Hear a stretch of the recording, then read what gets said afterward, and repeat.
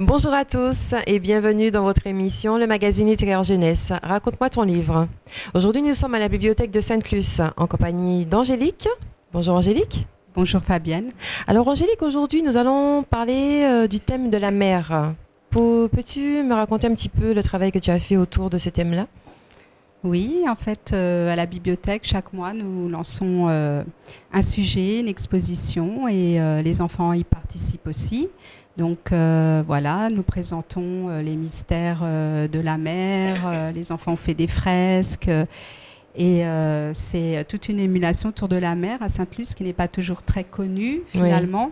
Oui. Donc on met aussi en avant le sujet de l'environnement, combien c'est important aussi de sauver les animaux marins en danger. Voilà, et puis nous proposons parfois des animations dans ce cadre-là, selon les sujets proposés. Donc ce thème a été développé donc, au courant du mois d'août. Voilà, si je me souviens bien, voilà, tout le mois d'août.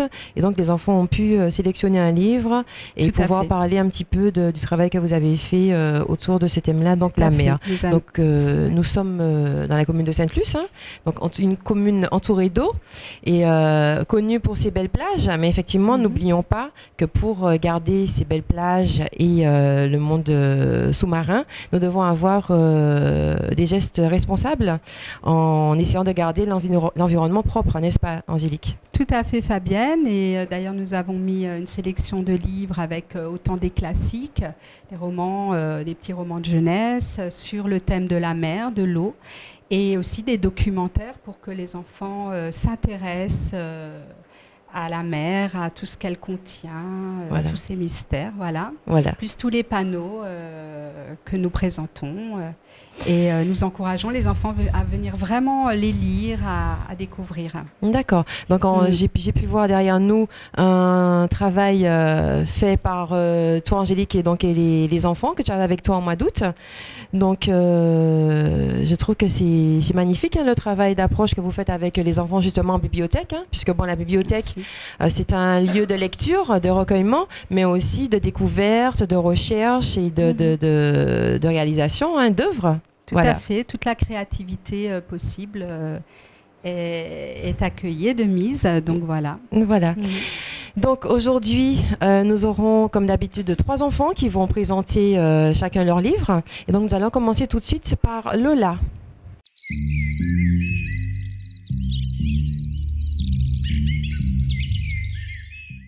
Voilà, donc nous sommes avec Lola qui va nous raconter son livre. Bonjour Lola. Bonjour. Alors, quel livre as-tu lu pour nous?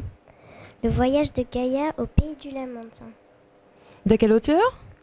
Muriel Dérivry. Alors pourquoi as-tu choisi ce livre? Parce que le Lamentin est une espèce qui a disparu en Martinique et en Guadeloupe. D'accord. Et cette histoire se déroule où? En Guadeloupe. D'accord. Tu peux nous parler un petit peu des personnages? Gaïa, c'est un petit garçon. D'accord. Et les Lamentins qu'il va rencontrer. Ah, Gaïa va rencontrer des Lamentins dans ce livre? Oui. Et Gaïa, il a quel âge?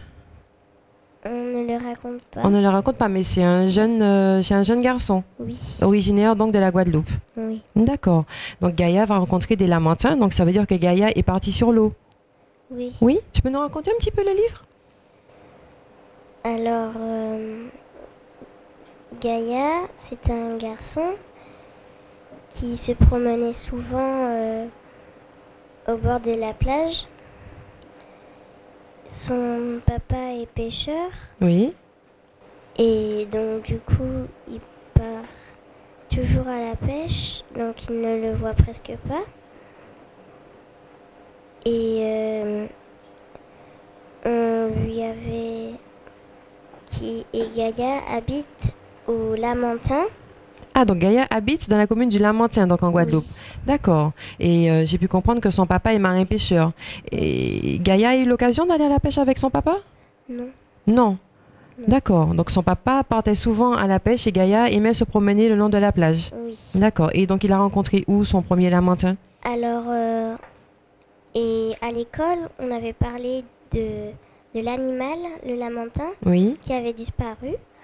Et il était triste, donc il a pris la barque que son papa avait fabriquée et il est parti sur l'eau pour aller rencontrer. Et il s'était endormi. Et quand il s'est réveillé, il entendit des cris qu'il ne connaissait pas. Il a regardé dans l'eau et il a vu un lamantin. Ah oui, d'accord. Et ça s'est passé le soir, c'est ça? L'après-midi. L'après-midi, d'accord. Et il a dû être surpris. Oui. D'accord, très bien. Et comment se termine cette histoire? Il a vu une... Il s'est réveillé. Oui. Et en fait, ce n'était qu'un rêve. Et il était triste. Il a regardé. Et dans l'eau, il y avait une bulle. Oui. Et c'était maman de l'eau. Et qui lui dit que c'est elle qui lui avait fait rêver ça. D'accord. Donc on a le personnage aussi dans ce livre, Maman de l'eau, qui est très connu de nos contes antillais. Oui. Donc Maman de l'eau a fait son apparition et lui a permis de faire ce rêve pour pouvoir se rapprocher de l'animal qui l'intéressait tant, donc le lamantin. Oui. D'accord. Mais ça a l'air d'être une très belle histoire. Tu as aimé lire ce livre? Oui. D'accord. Eh bien, on remercie Lola, qui nous a présenté son petit livre, Le voyage de Gaïa. Donc ce livre, Le voyage de Gaïa, est publié chez PLB Éditions et l'auteur c'est Muriel de Rivry et Cédric Zou. Voilà. Donc à la fin, nous dit Angélique, il y a un petit documentaire donc, qui parle du lamantin. D'accord, voilà. Donc vous retrouvez ces livres en librairie. Alors merci à toi Lola.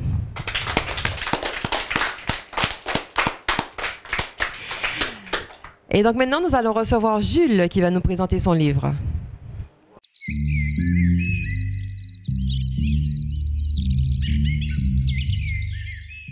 Voilà, nous retrouvons Jules pour qu'il puisse nous présenter son livre. Bonjour Jules. Bonjour.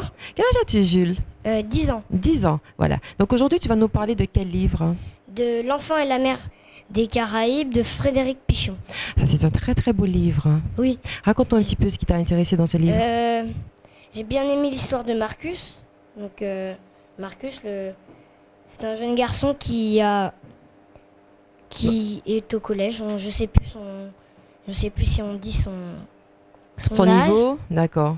Donc Marcus, c'est le personnage principal. Oui, voilà. D'accord. Il a un père pêcheur. Oui. Et son père doit livrer du poisson et comme il est malade, il part en mer et en fait se perd en mer et voilà toute son histoire, rencontre des requins, des dauphins. Mais dis-moi Jules, en fait il part en mer à la place de son père qui est malade. Oui, voilà. D'accord, il est jeune pour partir en mer déjà pour pêcher tout seul? Ben, en fait son rêve c'est de devenir pêcheur. Ah. Et son père lui dit mais non, pourquoi tu veux faire pêcheur? La mer, il y a de moins en moins de poissons, c'est dangereux. Ce travail n'a plus beaucoup d'intérêt. D'accord. Et en fait, il va quand même affronter la mer. Parce que lui, il a quand même envie d'aller en mer et de devenir pêcheur. C'est un très beau choix, c'est un beau métier, je trouve, parce que sinon, on ne mangerait pas de poisson. Ouais. Alors, raconte-nous un petit peu ses péripéties sur la mer, justement. Bah... Donc, il est parti en mer et il a eu beaucoup de difficultés. Il a eu beaucoup de difficultés. Aussi, à un moment, il rencontre un banc d'algues, enfin, une nappe de déchets. D'accord. Et il est coincé, il saute dans l'eau pour enlever les débris. Il y a un dauphin qui vient l'aider. Et puis... Alors il rencontre un dauphin. Il a perdu sa mère et il est enfant unique et il a perdu sa mère. Ah, donc rappelons effectivement que ce personnage principal est fils unique. Sa maman est morte, d'accord. Sa maman a disparu, on n'a pas retrouvé son corps. En mer?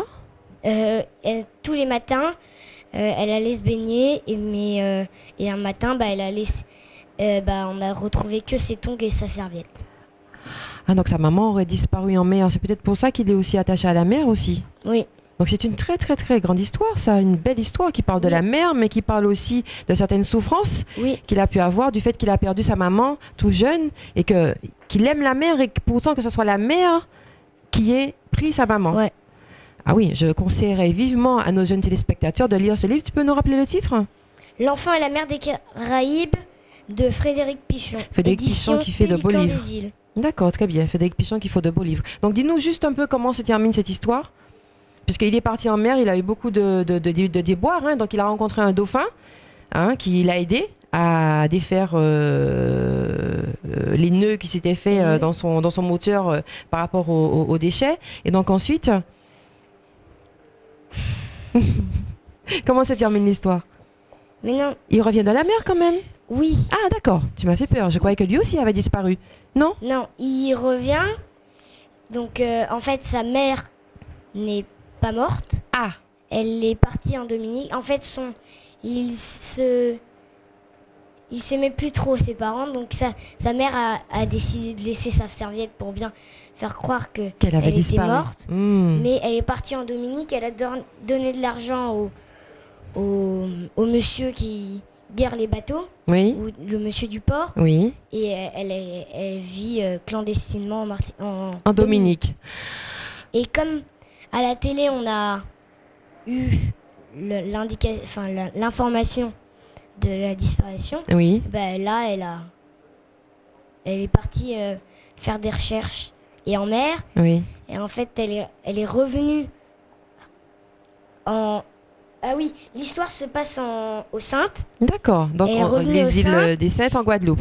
Et donc son père est très étonné, il s'est remis et ils sont tous les deux partis chercher Marcus et à la fin il arrive à le retrouver. D'accord, donc en fait c'est une fin heureuse. Oui. Alors nous pouvons voir dans ce livre qu'on va découvrir ce qui se passe en mer, ce qui se passe dans la vie relationnelle d'une famille, une maman qui a disparu parce que ses parents, elle n'aimait plus son mari, qui finalement par rapport à la disparition de leur fils va réapparaître et tout. Moi je trouve que c'est une belle histoire.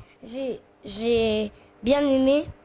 Et Jules, je me rappelle que tu t'es parti en vacances avec ce livre en fait et tu l'as lu hors du département. Oui. Donc ça t'a permis un petit peu de voyager aussi pendant que tu étais en vacances. Oui. Mais c'est super. Mais écoute, je te remercie Jules, tu as fait une très belle présentation et je conseille vivement à nos amis téléspectateurs de découvrir ce livre qui a l'air d'être fascinant. Merci Jules. Et nous allons poursuivre avec notre ami Sacha qui va nous présenter un livre. Sacha, tout de suite.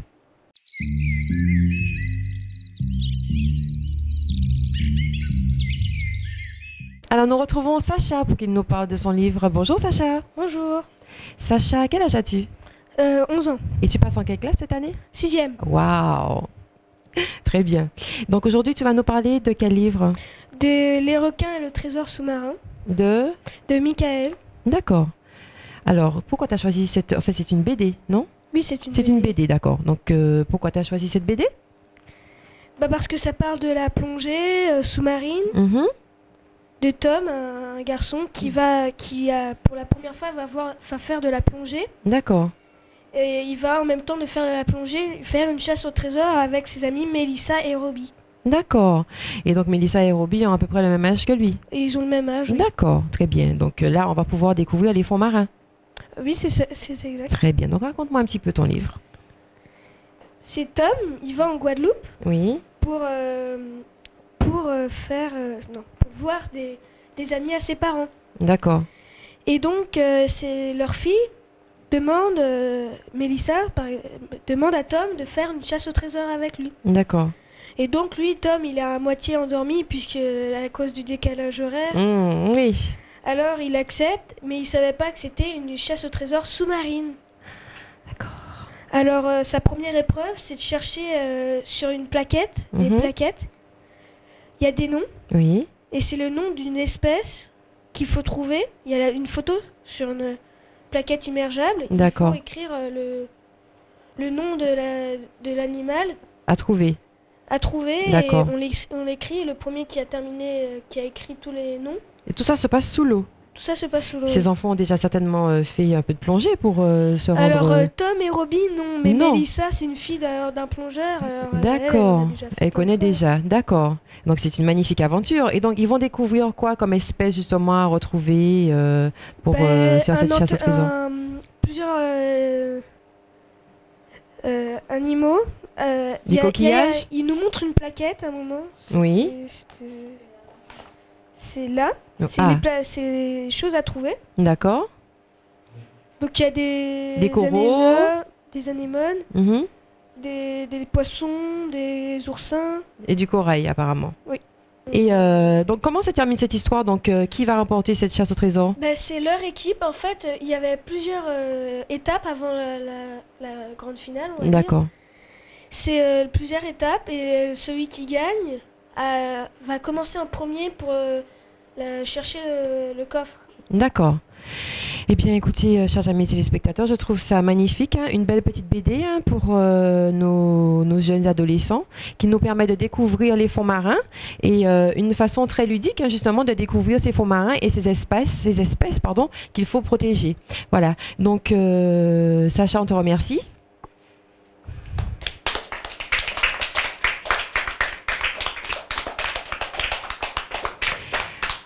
Voilà, donc c'est tout pour aujourd'hui avec nos amis qui nous présentent les livres et nous allons tout de suite passer à la sélection lecture.